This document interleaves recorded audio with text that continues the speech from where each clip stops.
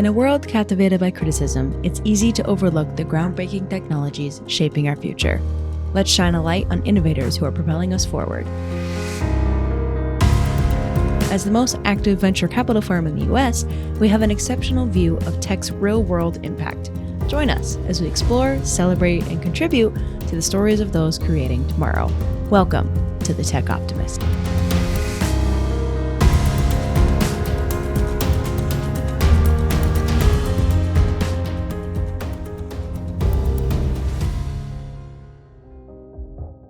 As a reminder, the Tech Optimist podcast is for the informational purposes only. It is not personalized advice, and it is not an offer to buy or sell securities. For additional important details, please see the text description accompanying this episode. Hello, welcome back to the Tech Optimist. We have a really thought-provoking episode for you today. Alumni Ventures' own, Pete Mathias, sits down with Nikhil Ajjarapu to discuss how his company, Rescript, can leverage AI to help government operations.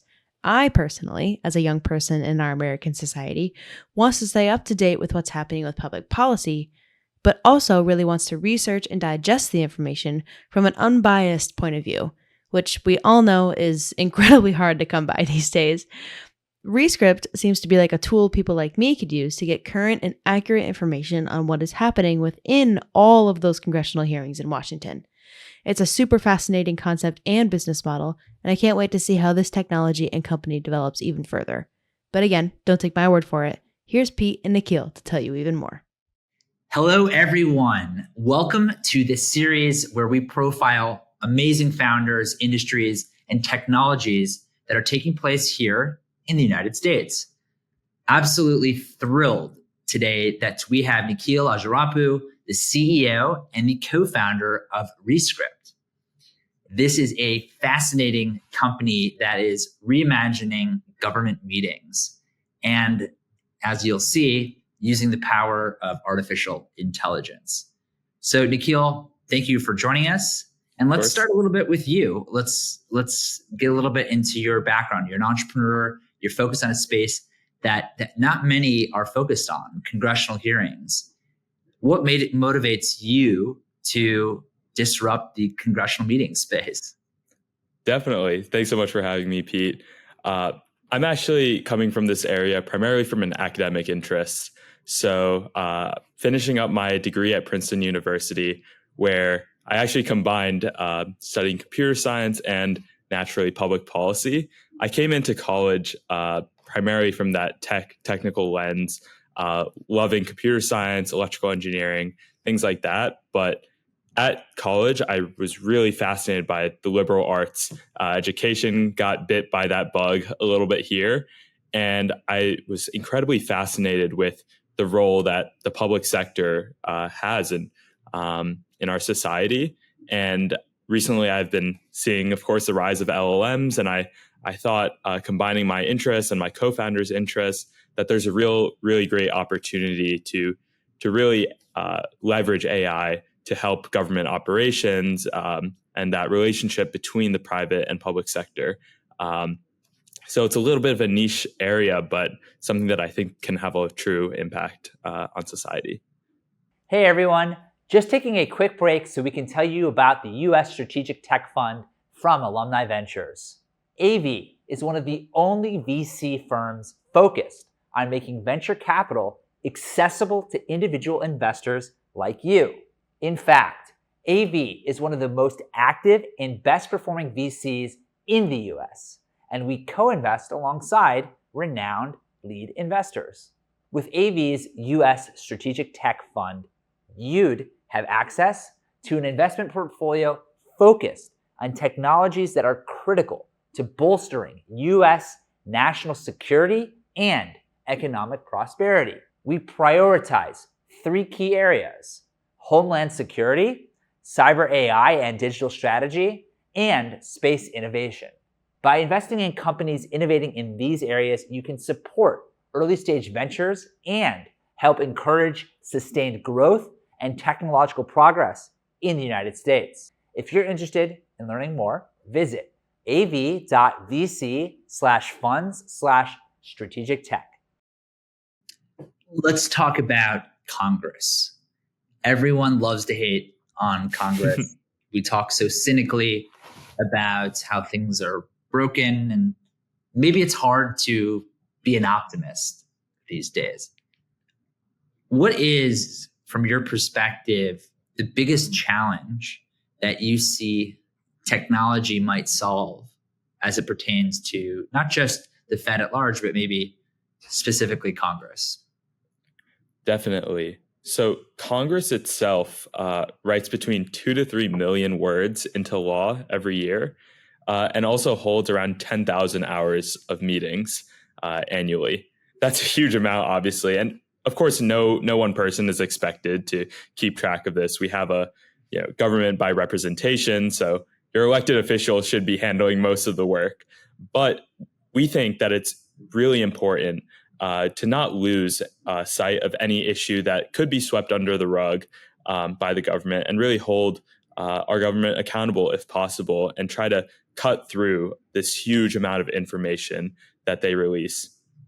Thankfully, they do release a lot of it, and we think that AI can really help to condense a lot of this information, deliver insights to citizens or private sector organizations that have a vested interest in public policy, and really help them find the issues that they care about, keep track of it, even hold our representatives in the government accountable.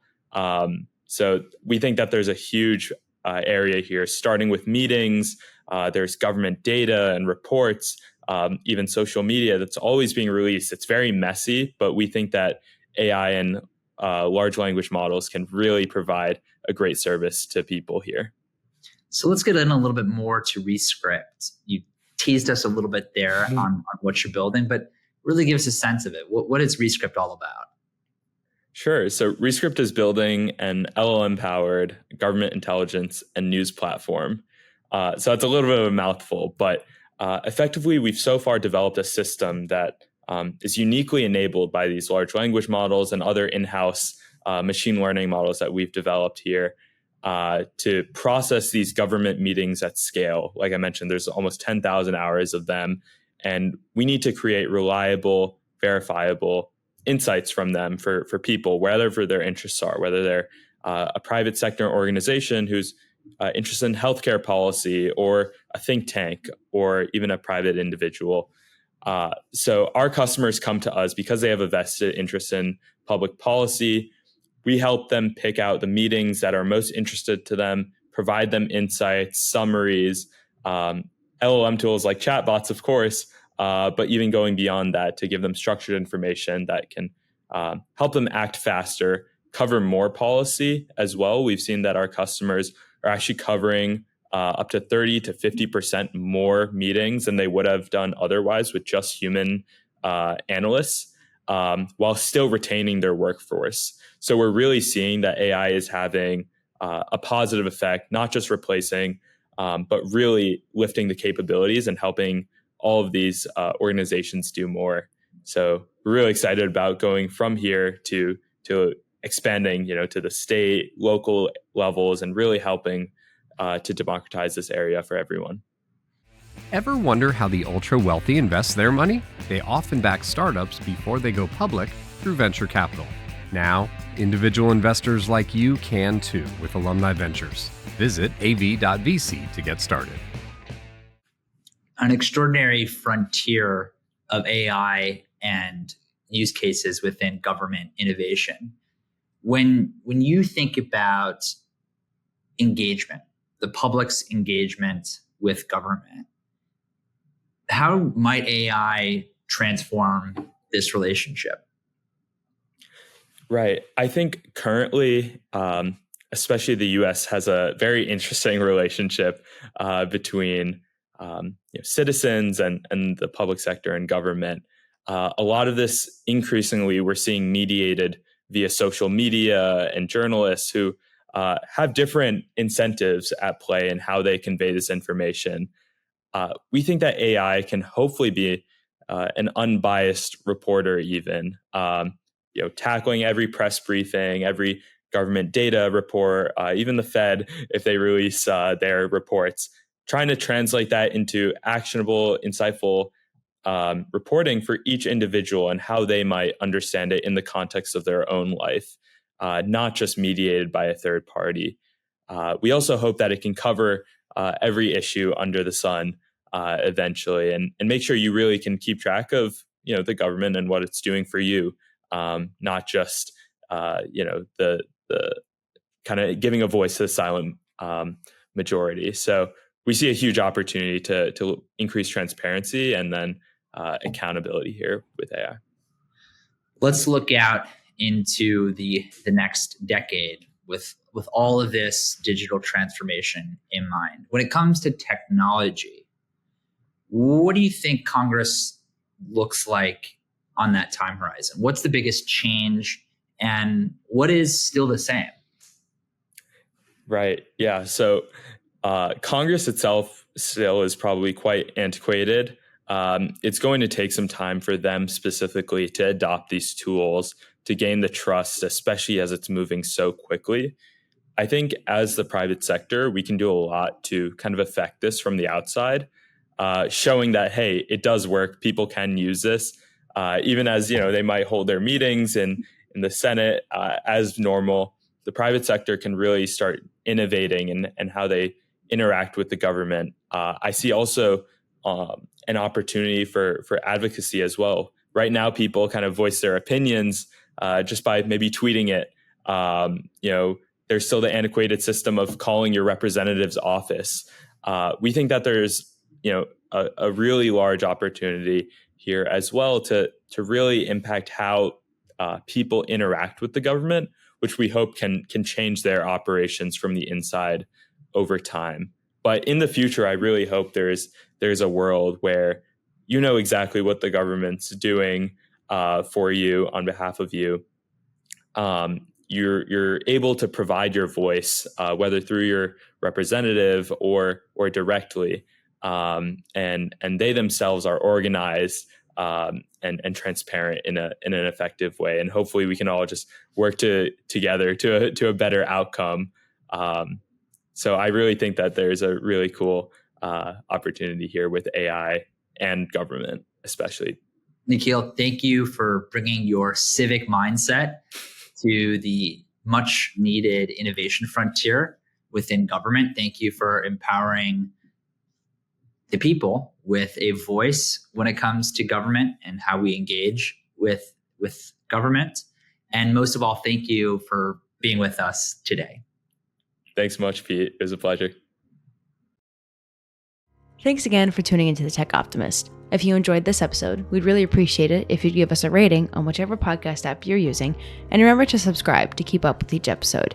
The Tech Optimist welcomes any questions, comments, or segment suggestions, so please email us at info@techoptimist.vc with any of those, and be sure to visit our website at av.vc.